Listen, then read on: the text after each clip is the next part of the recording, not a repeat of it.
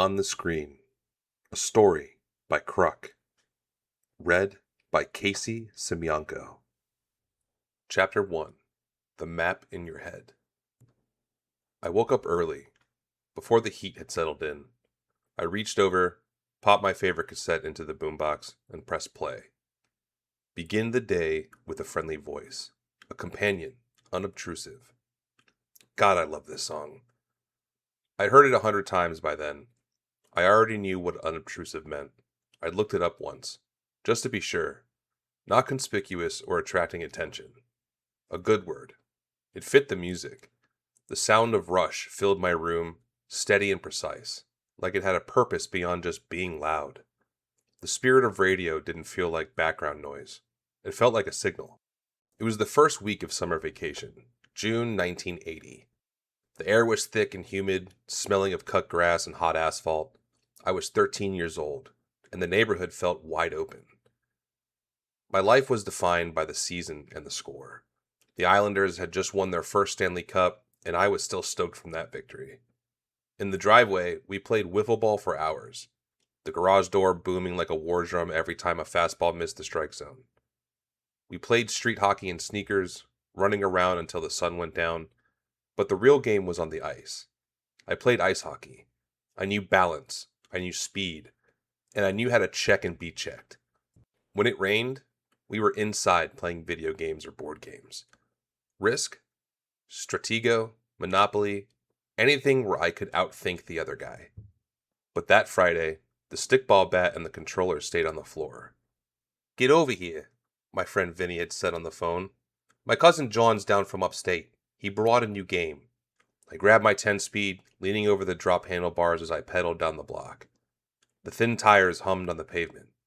I coasted into Vinny's driveway and carefully leaned my bike against the chain link fence. I ducked under the open garage door and walked into the house.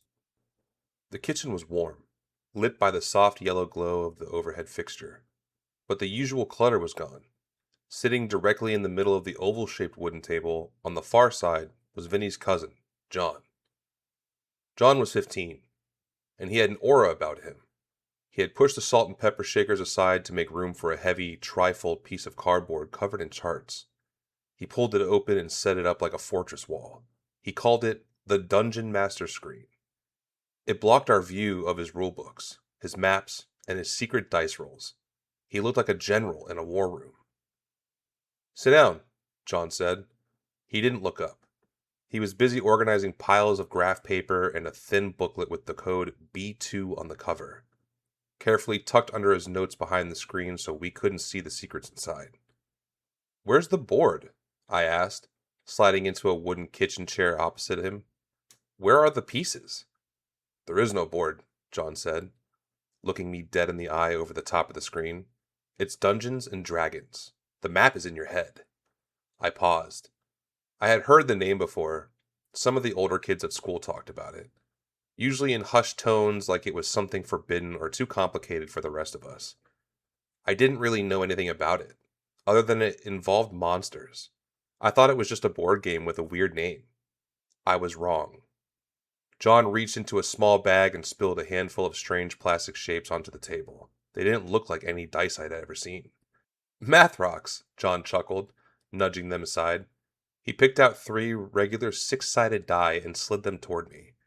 "But for your stats, we'll use these. Roll 3d6, in order: strength, intelligence, wisdom, dexterity, constitution, charisma." I rolled. The dice clattered across the table. 17, John said. I rolled again. 16. The rest were fine. An 8, a 10, a 12, an 11. Nothing special. John leaned back in his chair. "That's all you need," he said. "Strength and constitution. Everything else you can live with." "A fighter," John nodded, consulting a thin rulebook. "Definitely a dwarf. Axe and shield will suit him. Tough, strong center of gravity, just like a defenseman. What's his name?" I stared at the blank sheet of graph paper. The name hit me instantly. "Kruk," I said. "His name is Kruk." "All right, Kruk," John grinned. "Welcome to the Borderlands." "I used some rules from the player's handbook that came out a few years ago," John said. "I'll let you know when the situation arises. We played for hours. The kitchen dissolved. The wiffle ball game and the ice rink were forgotten.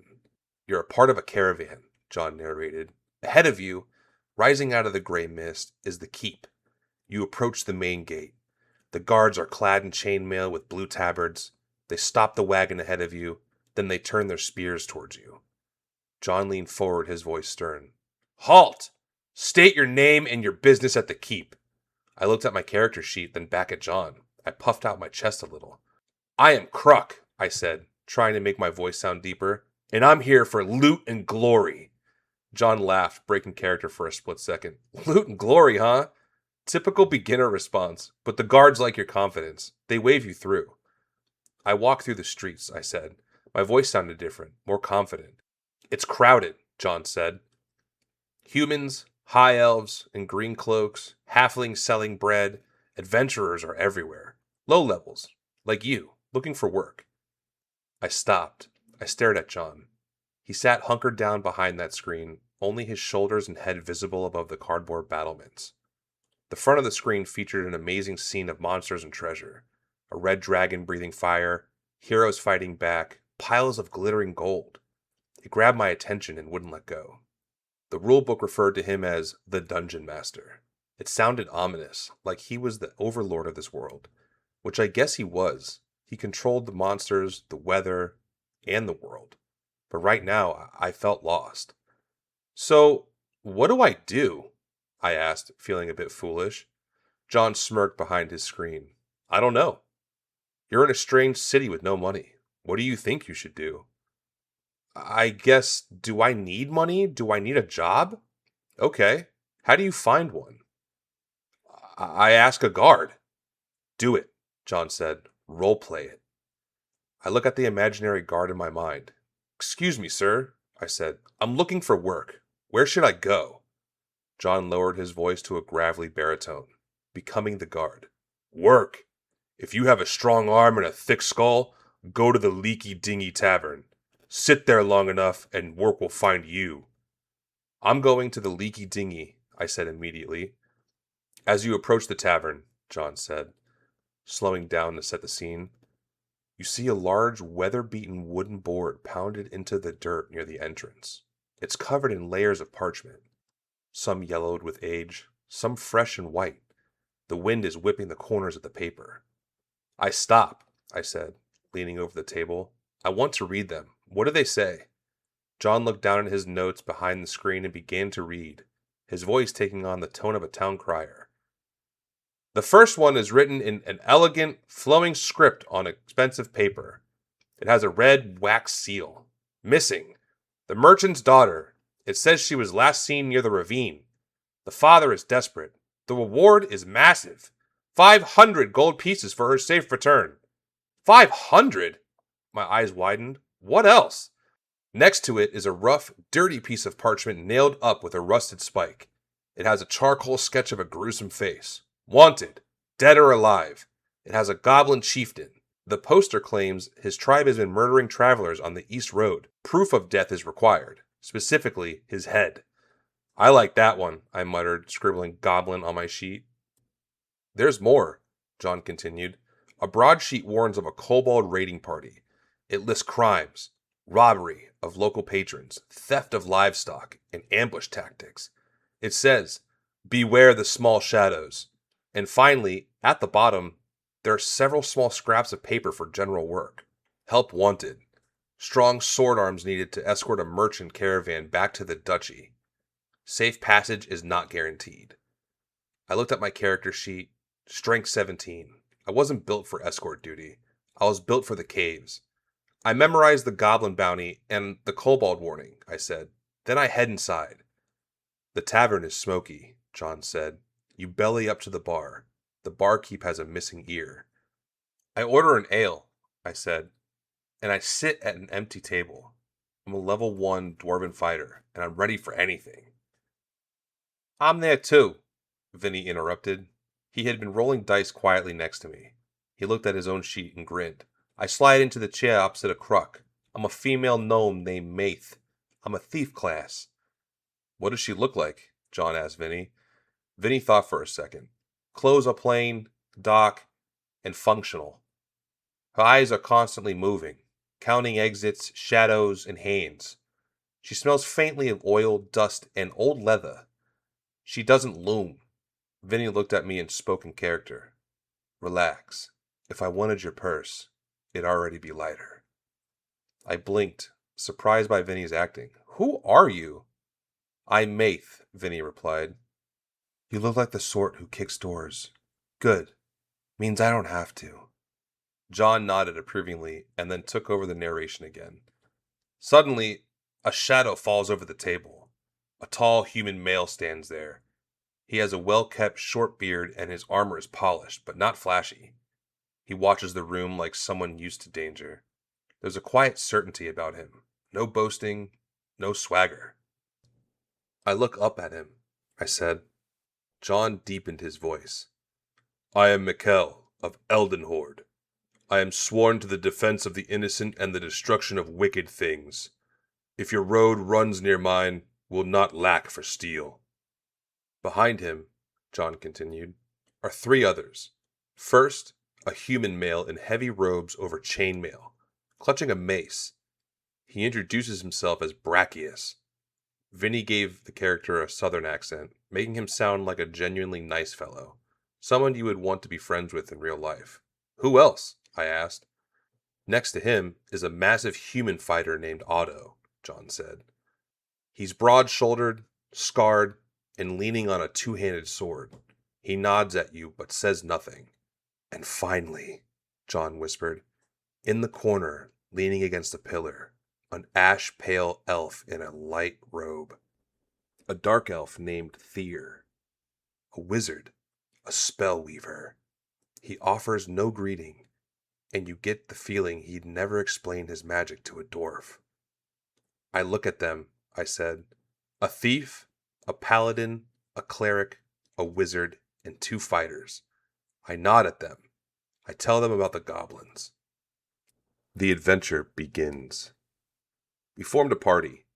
We paid our tabs and marched out of the main gate. John reached behind his screen and pulled out a sheet of graph paper. Most of it was covered by another piece of construction paper, hiding the details. The Caves of Chaos are rumored to be up the road to the east, John said, tapping the exposed part of the map.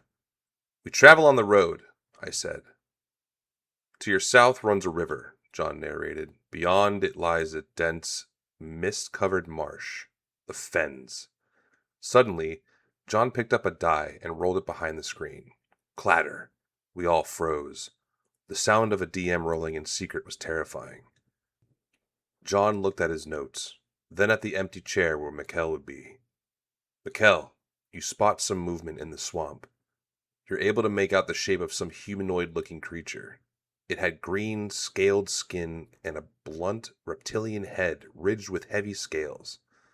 Mikkel would have sworn he saw a forked tongue flicked out. Lizard men, Vinny whispered. The party decides to investigate, I said, gripping my pencil. We cross the stream. It's waist high, John warned, cold and muddy. You trudge through the fen until you see a large earthen mound rising out of the water. It's quiet.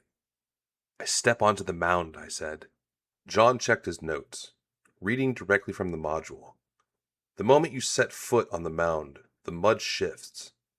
These creatures are nocturnal, but you've disturbed their den.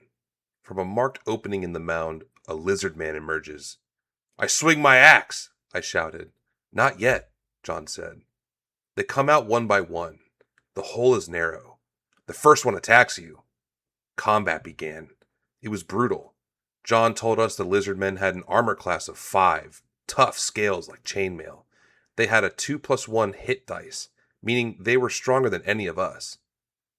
The first one hissed, stabbing me with a crude spear. Clatter! A miss! I rolled my d20. I rolled an 18.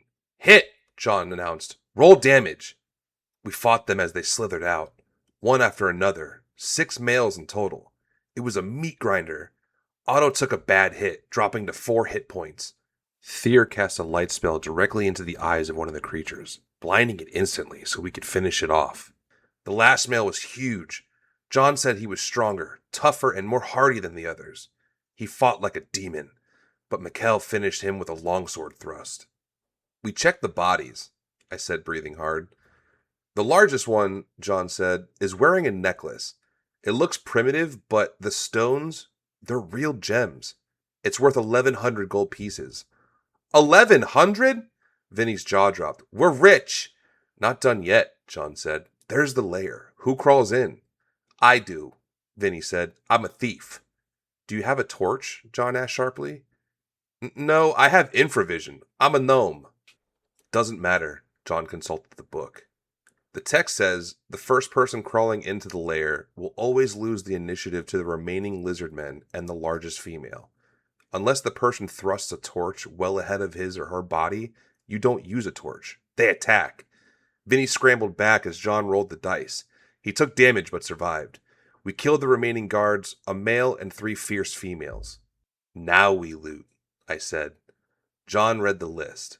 Hidden under the nest with the eggs are 112 copper pieces, 186 silver pieces, a gold ingot worth 90 gold pieces, a healing potion, and a poison potion.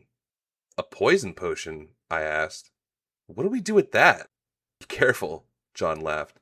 He leaned over the screen, looking at our scratched up character sheets. But you're beat up. Otto's bleeding out, and Maith is hurt. Do you want to head to the caves or go back to the keep and heal up? I looked at Vinny. We had gems, gold, and potions. We didn't want to die in a swamp before we even spent a copper piece. We go back to the keep, I said decisively. We need to rest. Smart, John nodded. It takes an hour. You drag yourselves back through the gates just as the sun sets. You sell the gems, split the coin, and rent a large room at the Wayfarer's Rest to recover. All right, that's it, John said, suddenly closing the book. I looked at the clock on the oven. It was 2:30 a.m. We can't stop now, I pleaded.